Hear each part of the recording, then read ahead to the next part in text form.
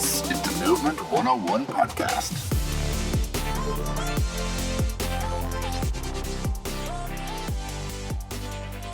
How's it going, guys? You're very welcome to today's podcast. It is just myself, Rob, here on my own. No guest, no Brian, and I have a particular subject that I want to talk about. Okay, so before I introduce the subject, the reason I'm talking about this is I've changed my attitudes and my beliefs towards this subject, and it's been massively beneficial and indeed surprising for myself, but massively beneficial for my life. So whilst I've posted about it a few times, there's a lot in it. You're going to need an open mind, but yeah, I feel compelled to share this. Okay, so the subject we are talking about today is alcohol, and about 4 years ago, I made the decision to just go for 90 days alcohol free. It was a challenge that I saw, which appealed to me. Okay, and 4 years later, that 90 days, whilst I do drink occasionally, I'm not like completely teetotal, but I have drank like less in the last 4 years than I would have on let's say a 2-week holiday with a few of my mates, or even a weekend, some weekends when I look back in my 20s. So yeah, alcohol is an interesting subject, for Irish people or people in this kind of neck of the woods worldwide. It is interesting how it impacts upon us, how it's taken as for granted almost, how it's a huge part of our culture. Okay, so yes, at the time I was training pretty well. I was in decent shape. I wasn't drinking a lot, once a week maybe. But when I saw the challenge, questions came up.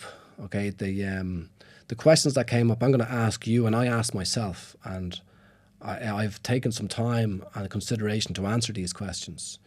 So you could pause this podcast if you wanted to make it interactive, ask yourself these questions, but these really helped me in understanding, I suppose, what kind of role alcohol was playing in my life. So question number 1, why do I drink? If you drink alcohol, why do you drink alcohol? And I'll give you my answer in a few moments. Question number 2, is alcohol enhancing my life? These are the questions that I asked before I took the challenge. Okay, is alcohol enhancing my life? And one more. Okay, there's a couple more, but one more for now. What is the longest I have lived alcohol free in my adult life? Okay, so if you want to pause this, write this down, think about this. I think it's worthwhile, or even considering it, even for a few moments. But I'll give you the top 2 reasons why I drank and why I was drinking at this time. And again, it was 4 years ago. I was 40 years of age by the time I took this challenge. And I'm not sure which is number 1 or number 2, so it doesn't really matter, I suppose. But one of the main reasons I was drinking alcohol is because I'm Irish. I'm an Irishman living in Ireland, right? My nationality, okay? That's one of the main reasons I was drinking alcohol.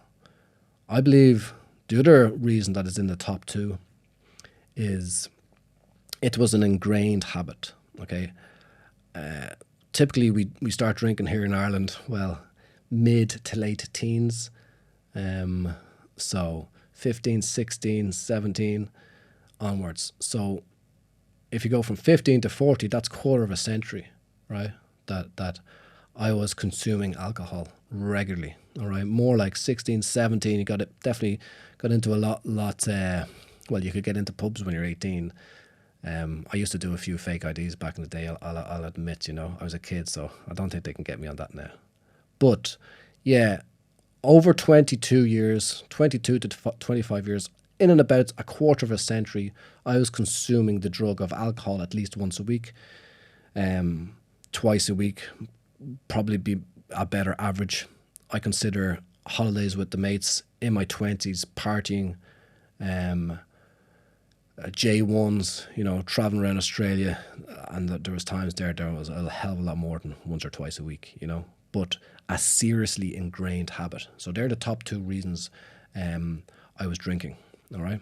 And if you think about an ingrained habit, just to kind of clarify this, or to help you think about it, I want to give a couple of examples of an ingrained habit. I was driving my kids there to the playground a little while ago, and they're like, "Dad, where are you going?"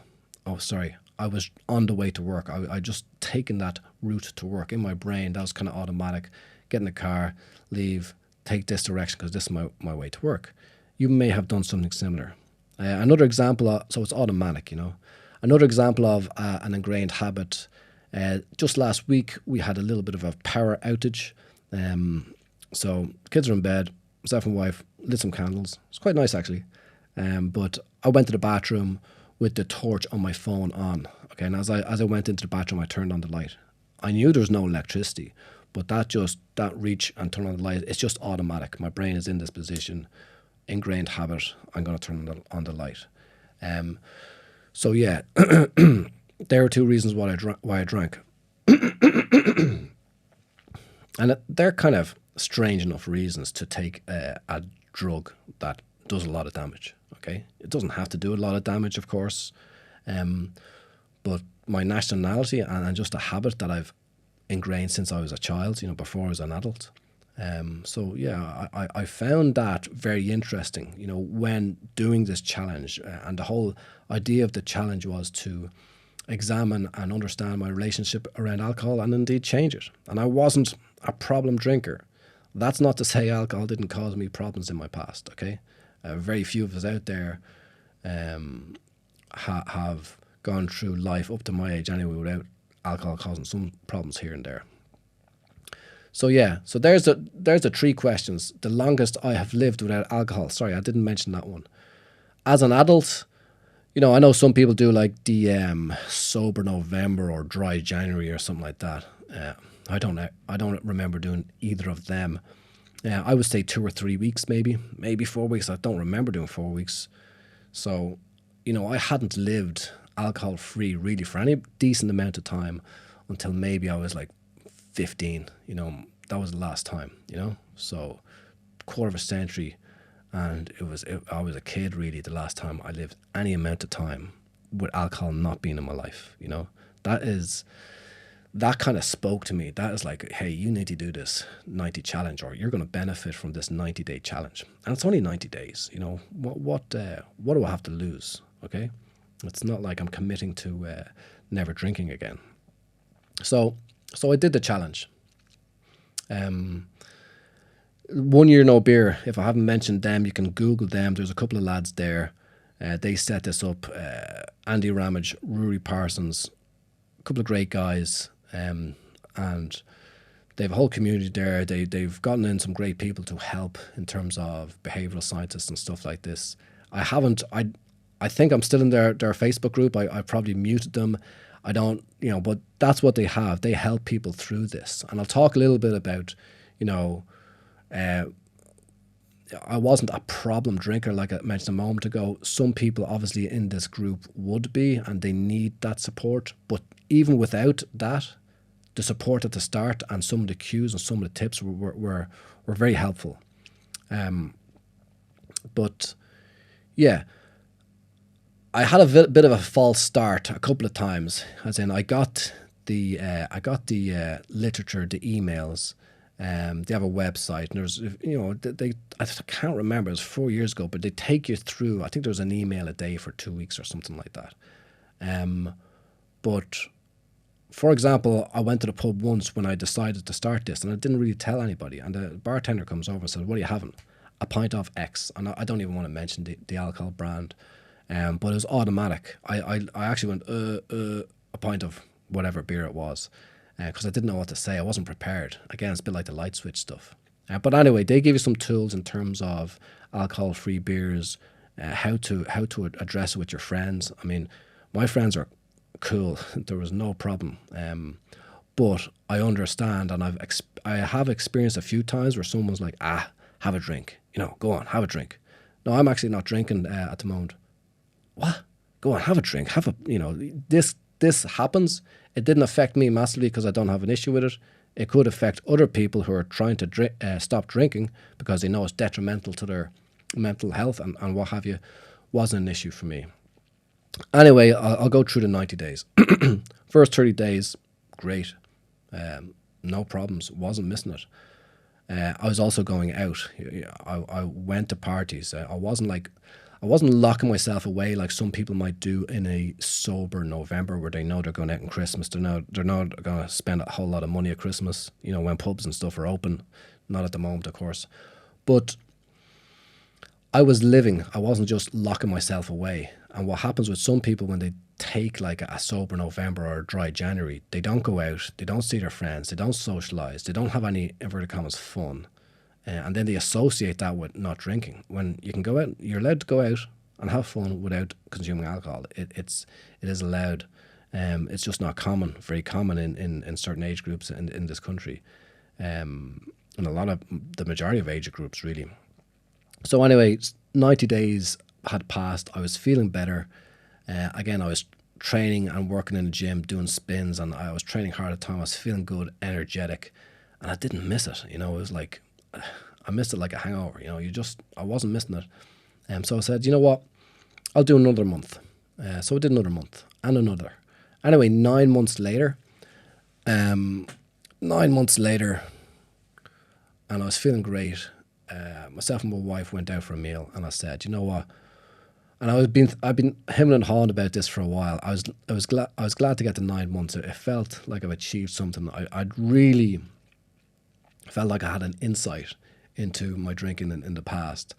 And I said, you know what? I'll have a couple of glasses of wine. We're going out to a nice meal.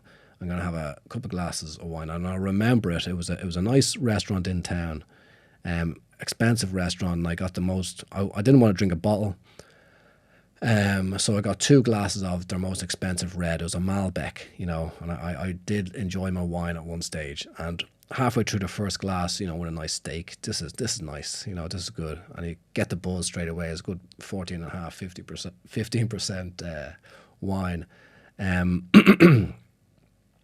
Honestly, towards the end of that glass, it's like, yeah, that was nice, but drank the second glass, and already I was feeling what I now understand was it was just an anticlimax. I was building this up. I had the 2 glasses of wine. We had a meal. We enjoyed ourselves. But afterwards, I was like, it doesn't taste quite as nice as I remembered it or as I imagined it to be. A bit like looking back with rose-tinted glasses. I didn't feel as good as I thought I would. I had a bit of a buzz. You might say, well, you only had 2 glasses of wine. Honestly, if you haven't drank for 9 months, 2 big glasses of 14.5% red wine, for someone my size, it was pretty significant, because your tolerance does go down. The next day, I wasn't dying of a hangover at all, but I had a hangover. I didn't get a good night's sleep. You just can't do it with alcohol. I was a little bit dehydrated, even though I drank plenty of water on the way home. But I just didn't feel myself, even the lining of my stomach, just all day. It was like, and I was surprised, saying to my wife, like, jeepers, that really wasn't worth it, even though it was only a couple of glasses of wine. So I went off it again. And this would happen. I would basically go 3 or 4 months without drinking, have 1 or 2 anticlimax, 3 or 4 months without drinking, have 1 or 2 anticlimax. And basically in the last 4 years, that's been it. Again, I haven't completely banned myself from drinking alcohol, but I just don't feel like drinking anymore. I don't feel I can enjoy it. I feel it's massively overrated. This is from myself. This is from my experience. Okay, I feel it's massively overrated, and yeah, it's massively surprised me.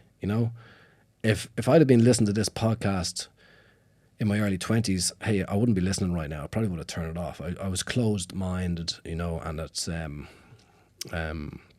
I'm not saying everybody's going to be like that in their 20s. I think it's a sign of intelligence or something if you can learn from other people's experiences rather than having to learn the hard way all the time. Yeah, that's pretty much how it started. Originally 90 days. Basically, in the course of a year, I drank a couple of glasses of wine, and in the last 4 years, I've drank so little, it's almost insignificant. One reason that I'm not saying never, um, is just to have that option there if I want. Okay, and if I could just go over some upsides of drinking alcohol free, I'll go into some upsides and go into some downsides, and we'll talk a little bit about the culture and about advertising and a few things. Okay, but I think this is quite, when you put it down on paper or when you think about it, it's quite like profound. But a few benefits that I found: you get better sleep. As I mentioned a moment ago, you can't really get into that deep restorative, I think it's REM, rapid eye movement sleep, when there's alcohol in your system. Your liver is working overtime to metabolize that stuff. So you get better sleep, which means you have more energy, which means you have improved cognitive function. You make better decisions. All right. Anyone suffers with anxiety, your anxiety is reduced. When you drink, anxiety can be a result of it. You improve your mental health. You don't have any hangovers. Never again. Have you ever said that? If you're in Ireland, you've probably said that. I've said that on many occasions. You increase your life expectancy. You reduce your risk of numerous cancers. If you're interested in training, you improve your recovery time, right? Because you're better hydrated. Again, I mentioned that you think clear, and it felt like there's a fog lifting. Even if you're only drinking once a week, all right, there's more focus. You're making better decisions. You're thinking clear. Improved relationships was one. I just thinking back, myself and my wife laughed about it, but we've had a few arguments on holidays. This is before kids. We can remember one or two where we went out and we got drunk. We had a drunken argument just over stupid stuff. It's just like a waste of time. But I would also say it enables me to be a better parent. Okay, more patient. All right, like 4 years ago, I had my eldest daughter would have been 6, and I had a 1-year-old, my youngest daughter. All right, so a 6-year-old and a 1-year-old. You wake up with a banging hangover. You have to go through all day Sunday with a banging hangover, and they're like, "Daddy, Daddy, can we do this? Can we do that, Daddy?" And they're making noise and what have you. I mean, yeah, I wouldn't be as patient. I would be my ability to be a good parent is massively affected by being hungover. Right, it just is, 100%. I still lose patience with them now. Okay, I love them to bits. So yeah, for me to be a better parent, I'm better off not drinking. And I think, I'm sure there's brilliant parents out there who drink all the time. I'm not here to judge or to preach. I'm just sharing my experience, right? Empowerment. I don't have to follow the herd here, right? I was following the herd for a long time. I was consuming this dangerous drug, addictive drug, overrated drug for a quarter of a century without even really think about it, because again, it's that herd kind of mentality, and fun. I've had loads of fun without alcohol. Like it's a mistake to think that you need alcohol to have fun, and that sounds pretty obvious, but I had great fun when I was a kid. Some of the most fun things I've done even as an adult don't involve alcohol. Okay, you can get a bunch of you together and boisterous and have fun at weddings and 21st and what have you.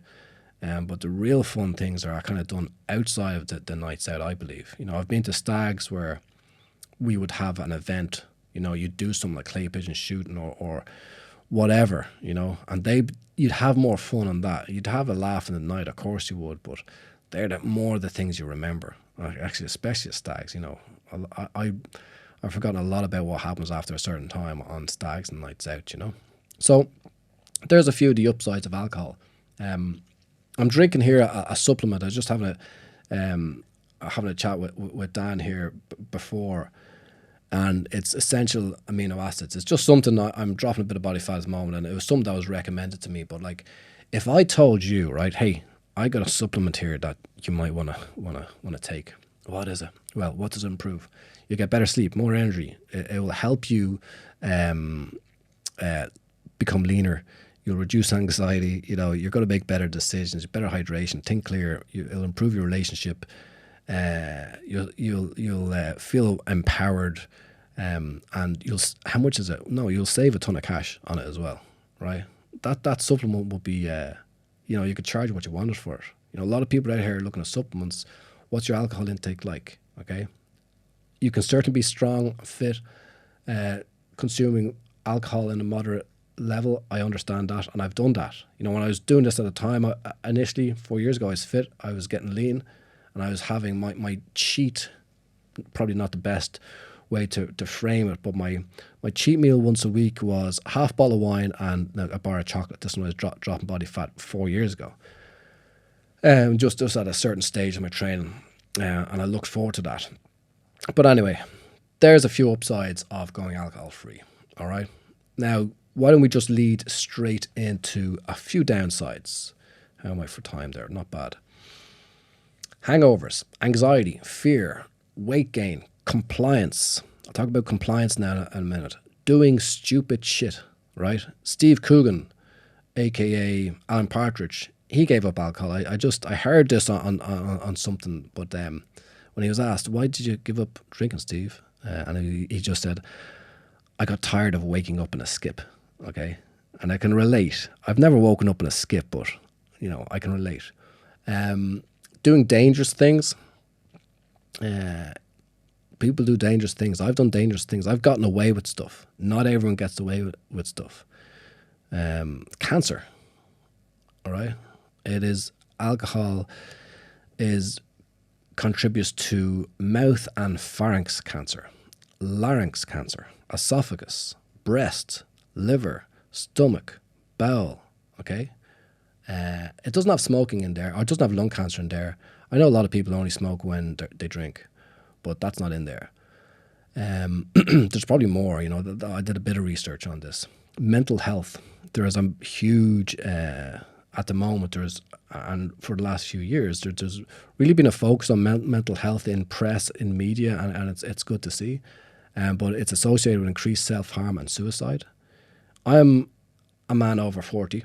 I'm 44. And young men, okay, suicide is affecting young men. I just came across this one stat, okay, for 40-year-old men who committed suicide, 40-year-old plus men over 40 who committed suicide, 76.5% had a history of alcohol abuse. You know, that struck me, okay. A&E, it's different at the moment during lockdown, but talk to someone who's worked in A&E. I've talked to some doctors who've worked in A&E. Talked to some nurses who've worked in A&E.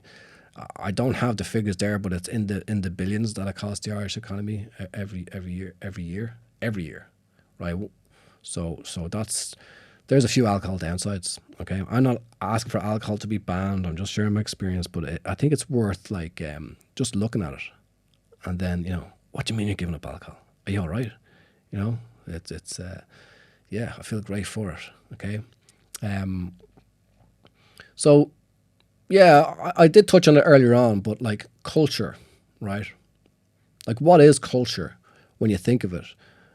And it's just what a group of people do. And I look at culture when I was thinking of this, and it struck me that culture is something that's normal to people in that culture, but can seem strange to people outside of that culture. So if I was to look at, you know, somewhere different in the world where they wear different clothes, they have a different religion, actually they don't drink alcohol, you know, that culture can look strange but it's just alien to us. But to those millions of people living there, that's normal for them.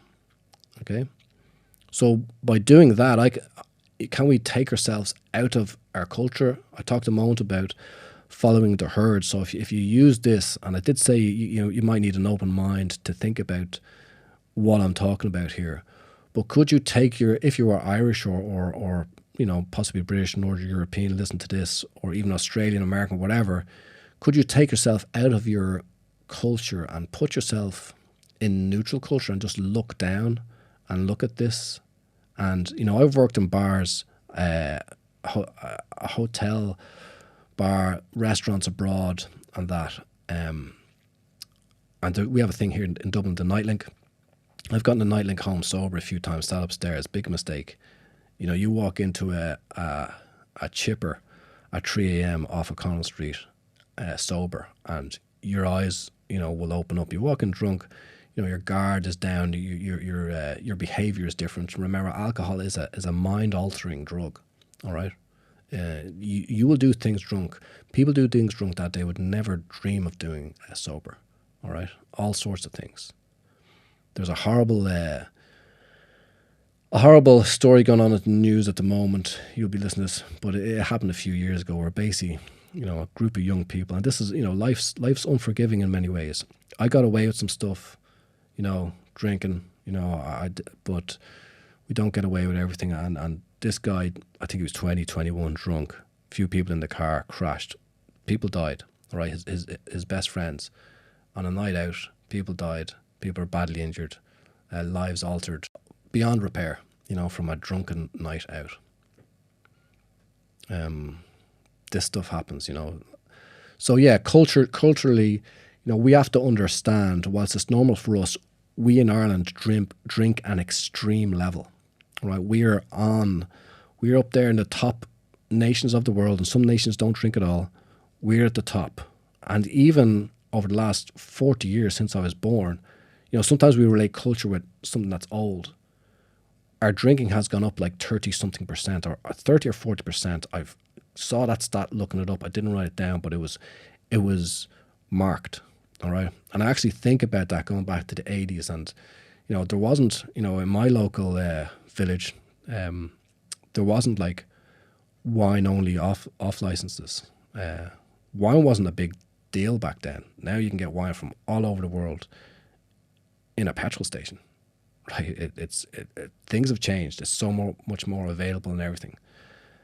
So yeah, when you look at the culture, drinking is just normal. Whether you're at like a wedding, a funeral, a christening, a Saturday night out, watching a rugby, whatever. I want to talk about the rugby. Yeah, I wanted to mention this.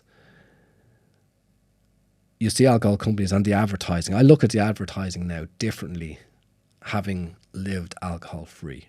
Maybe I'm a bit of a cynic, but a lot of us are aware of what's going on with like data, our data in terms of the big corporations, the Googles, the Facebooks, targeting us, algorithms and that, so it's we're way beyond Guinness is good for you with regards to alcohol advertising. All right.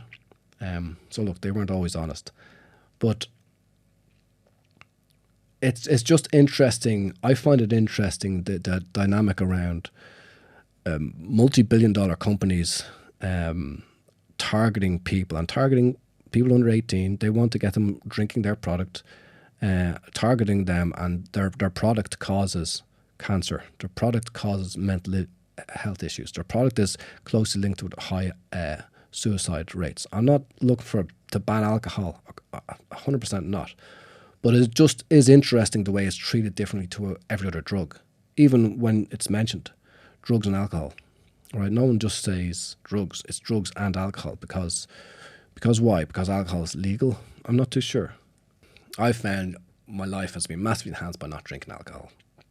Okay, and there's a few things that people associate with it, and one of them is sports, and it's I can see alcohol actually, it almost takes over. The drinking takes over the event. Are we going to a rugby match, or are we going on the piss? Okay, now I've been to a mate's there. We got tickets Ireland England a few years ago. They were all drinking. That was grand. We went to a dinner beforehand, pints afterwards. I didn't drink at all, and I really enjoyed it. I've been to a Leinster game, and same kind of thing. We were late in because people were drinking pints. We left early at half time to drink pints. Late in again. It was like, are we watching a rugby, or are we fucking drinking here, lads? Can we get into the bloody game? And my eyes were open that day, because I remember just going out, and it was over in the RDS, and just the little bars there, the little things, they just have like, hundreds of pre-ready pints in plastic glasses that were like, I don't know, £6-7 or something overpriced like that. It's just like, what are we doing here? And that's just associated. And it's the companies, like when you look at rugby, Heineken Cup, Guinness Premiership, Guinness Six Nations, Steinlager used to be on New Zealand's jersey. They just the alcohol companies want to associate with these sports and many other sports. They need to, all right, to get to for sales. It makes sense to them, money wise. But yeah, I was at the New Zealand Ireland game in 2018. I think this is a really good example. It was we'd beaten them only once before, and that was in Chicago, right, for non-rugby fans. All right, we'd never beaten them in Ireland. We've come close, especially I think it was a few years before, about 4 or 5 years before, we'd come very close, but we'd never beaten them. So they're coming over here. I think they're world champions, number one in the world. Ireland were playing really well at the time that year, and we knew we had a chance, and they knew it as well. They were coming over here making different noises. They kind of took it for granted they're going to beat Ireland, but now things are a little bit different. Okay, so anyway, it was with Joe Schmidt. We played out of our skin and we beat them. And we scored one try. I can't remember, it was just before half time or just after half time. Might have been just after half time, but we scored one try, and it was a sight to behold. And I kind of had a feeling, hey, this is a good position here. And I actually recorded, I posted it. I might actually repost it again here. But we were behind where the try was scored. I forget the guy's name. Scored, a guy from plays for Ulster, big young winger. But anyway, it was an amazing move. Line out, down to the scrum half, out to Sexton, a kind of a switch back, chip over the top. They dragged their winger away. That left the smallest opening, these fine margins. Caught the ball, just going over the line, scored a try. 50,000 people went absolutely mental. It was just the roar. I'll never forget it. And again, I recorded it. I'll pop it up because I'm screaming my head off myself. Are we here to watch the rugby? We're going to drink pints. The two lads in front of me, they're out getting pints. Two each, The two lads beside me, I was with my mate of mine, but two lads beside us as well, they're out getting pints. Queuing, they've missed it. Never again will they have the chance to experience that moment. And it's just a moment. And the moment is, and that's what I love about sport, it was like, hey, in that moment you think, jeepers, we could win the fucking World Cup next year. All right, rugby fans will know what happened. But in that moment, just that, bloody hell, fair play, lads. It was just a great moment for the team, no doubt, for everybody there. It was massively memorable. Unless you're out getting a beer, that just it was just, I've seen that a lot with rugby and with other things. The alcohol companies, the ads are just, I see them as bullshit. I really do. Of course they're bullshit. Why do they need to spend so much money advertising alcohol? And you might say competing against their competition, but I think it's more than that. The fact that we're drinking 30-40% more now than we were 40 years ago in a country that drank a lot 40 years ago shows that they're driving this consumption. Of course they are. It's for profits, all right, and it's at our nation's health, really, at society's health. If you look at it in that direction. I don't think they should ban alcohol. There was a chance to ban alcohol in advertising with regards to sports because essentially they're targeting children. The government didn't do it though. They're powerful. The alcohol companies are powerful. A few years ago, just to go on to advertising a little bit more. And again, alcohol doesn't taste good to me anymore. When you started drinking, it didn't taste good to you probably either. That's why a lot of teenagers drink cider. It's sweeter. Those alco pops have come popular over the last few years. But I remember drinking and not liking the taste of it and trying to pour a bit of it away. But you acquire the taste through hard work, all right? And it goes up. The higher percentage of alcohol, probably the worse it tastes, up to your vodkas and your whiskeys and what have you, 40%, all right? But yeah, whiskey. Does whiskey taste nice? Now, some connoisseurs will come on and argue with it. And guarantee if they took 9 months off and tried it, they wouldn't find it so nice. But yeah, walking through Dublin Airport, I saw an advert for alcohol and it was taste, that's why. all right? And I laughed at the time. I literally laughed out loud. And it was like 8 o'clock in the morning, and there was a lady there with small little glass of whiskey. Would you like to try some whiskey, sir? I said, no, I didn't. I just said no thanks. But are you joking me? Oh yeah, I'd love to try some like straight whiskey at 8 a.m. You know, and actually that taste, that's why, that kind of like, that was my kind of, you know, the illusion kind of alcohol, of the advertising, of it in the culture was kind of stripped away. I feel like I see behind the magician's curtain. Like, you are kidding me. If you can put that sign up there and people are walking by, you know, oh yeah, taste that, that's a nice taste of whiskey. It's such bullshit. And kids don't lie, right? Well, they do, okay, but they're honest, okay? You can ask a child to taste something, they'll tell you if it tastes nice or not, right? If I got that advertising, highly paid advertising team, right? Here you go, lads, we have a meeting, 8 a.m. Into the meeting, there you go. You all have a glass of this whiskey. I'm not going to say the name of it. You all have, like, you know, a quadruple there. We have a camera on you here now, okay? And we have some, like, I don't know, taste scientists. Get Brian to Hingus in. He give you some reaction. But, and I've seen stuff in this before. Film their faces, knock back a pint of whiskey. Let's see what their faces, or not a pint, well, even a double of whiskey. Let's see what their faces say. And even the hardest whiskey drinkers, they knock back a pint. They're making a face, and they're putting it down. And the face is there for a reason. It's 40% alcohol. So all the other 60% is all about masking that taste. And 100%, some whiskies won't be as harsh as others due to the refinement and what have you. But they still have that 40% alcohol, and that's what you're trying to mask. And it just doesn't taste good. And your body, the face you'll make on it is just, your body, your brain, your nervous system, it's like trying to reject. It's trying to like, hey, this isn't good. That's the message is saying by taste, right? So it doesn't taste good. But we have arrived, you know, at this point in our history, if you like, of drinking alcohol, that you can put that up and people walk by it. Taste, that's why, about whiskey. Like, it's remarkable.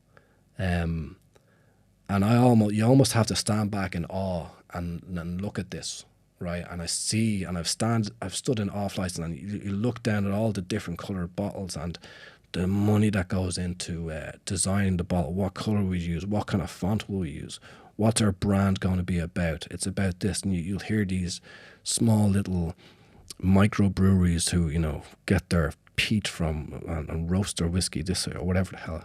It's like, you know, at the end of the day, what is it? What's it taste like? And they have to be dishonest. And once someone told me once, avoid foods that are overly advertised. All right, you probably never saw an ad for a carrot or a potato, okay, or even meats, you know. But the highly processed food, they need to advertise that. Your Cokes, your Mars bars, your confectionery, all of that kind of stuff, they pump in the ads to that. It's highly processed stuff. They need to advertise it. You know, you don't need to advertise the rest of the stuff. So they need to advertise alcohol, and the result is more consumption, and it's going up and up. And it's just, I find it interesting. And yeah, as I mentioned before, like, just my whole experience about it now, it's like it's like an illusion. It's like, you know, the magician sawing his pretty assistant in half. You know, I've seen into the box, I've seen behind the curtain, and that's my experience of it now.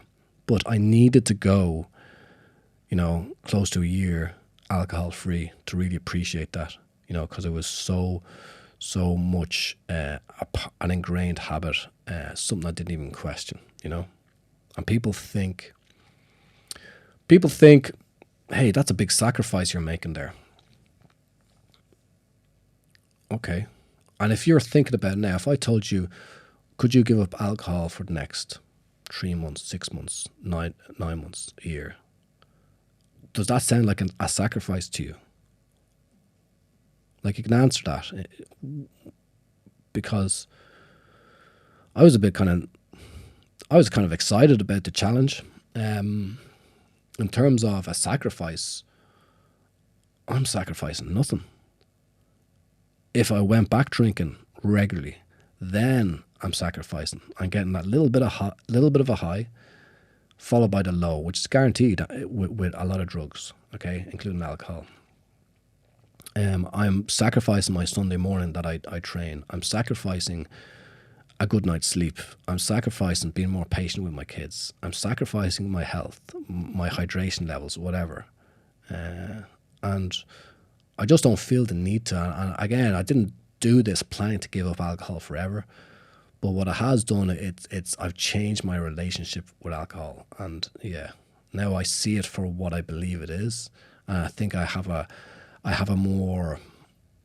fair, I can give alcohol, I can judge alcohol, if you like, reasonably well, now that I'm not in the throes of drinking it on a regular basis, now that I've lived, and I'm not talking about, like I mentioned before, hiding away in November. I've lived alcohol free for a long time, and it's been massively beneficial, and it's literally changing my life going forward, you know.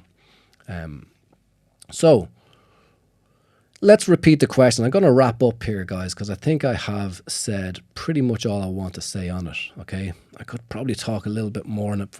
For example, I have a few more stats there, like the average Irish person drinks 40 bottles of vodka a year, not the equivalent in alcohol content. Think about that. 40 bottles of vodka a year. Good God. I was surprised at that. I know people who drink more, by the way. I'm sure you do too. Peer pressure. Yeah, let's talk about that there briefly. I mentioned to you before, my mates were like, cool. They were surprised. A couple of them were like, you what? You're giving up alcohol? No, just not drinking at the moment, not giving up completely. Okay. They were cool, okay? But I've definitely witnessed, I've been in places where, go on, have a drink.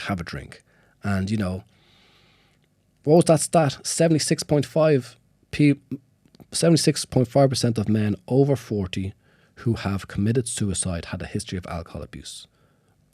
Within that 76.5% of people, okay, who have sadly passed away, I'm sure there was times that some of them must have tried to give it up, okay, and they're probably pressured. Go on, have a drink.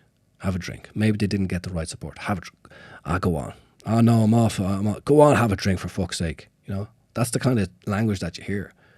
And maybe they caved. Who knows? But it's interesting that that's accepted. You know, that's accepted to put pressure on someone to consume a drug that has all of those downsides that I mentioned. You know, who knows? We don't know. That's one thing with regards to mental health. You know, knowing whether someone's in a dark place or not, that you just don't know. You can't tell by looking at someone, okay? And there's been some high profile suicides over the last few years I can think of. I don't know whether they're alcohol related or not, but you just don't know. So maybe that's something we need to look at, peer pressuring people, okay? Again, it wasn't an issue for me, but I know from 1 year no beer, that's an issue for a lot of people, and maybe it would have been an issue for me when I was younger. But it actually says more about the people who are pressuring that person to drink, because maybe they don't feel comfortable being in their presence if they're sober, because they want to drink. You know, this is, you know, you're talking about drinking buddies. And I've seen it from working in bars. You know, like, I've seen proper alcoholics, as in, I don't want to say proper alcoholics. Alcoholism isn't black and white, right? There is 50 shades of grey, if you like, right? There are functional alcoholics. There are unfunctional alcoholics. There are people who they're just, you know, haven't been sober in years, and it's a disease that is rampant, and it ruins lives, and not just the life of the alcoholic. I've seen in bars though where I opened up our hotel bar. I was opening up and getting everything ready, and someone came in. They ordered a pint, and he was with his mate. There was a few of them, and his mate, oh no, it's only whatever, early in the morning, you know. And just the look in his face, and I knew this guy from the bar, you know, he was a regular, and this is like 20 years ago. So, but he was pressuring his mate, have a drink, will you? What do you mean you're not having a drink? He's like, it's 11:30 in the morning, Jim, whatever his name was. I'm not having a drink, I don't want one. But I could see this guy pressure him. I knew that guy. I just knew how quick and how much he drank. And he's kind of doing that because he feels a little bit bad drinking himself. So maybe that's something that needs to be looked at, needs to be considered. The last thing I want to mention, right, is the memes, okay? And I'm not sure there's a proper term for this. But if you want to buy, for example, a particular brand of, let's say, car. Let's say you're looking at buying yourself a Golf GTI or something. All right, and you just decide that. All of a sudden, you're going to notice all the Golf GTIs that drive by you. You might even think, hey, they're everywhere. But they're not. You're just paying attention and you're more observant to them now. And that's kind of what I mentioned about the advertising. I'm more observant to this now that I'm paying attention to it more. But something that you see a lot is the memes, okay? And there was a girl that was in, I'm not sure if I saw her from 1 Year No Beer or whatever, but she has an Instagram page. I think it's Tell Better Stories. I don't follow her, but I was looking her up there because she made some excellent points about what she refers to as the mommy wine culture. And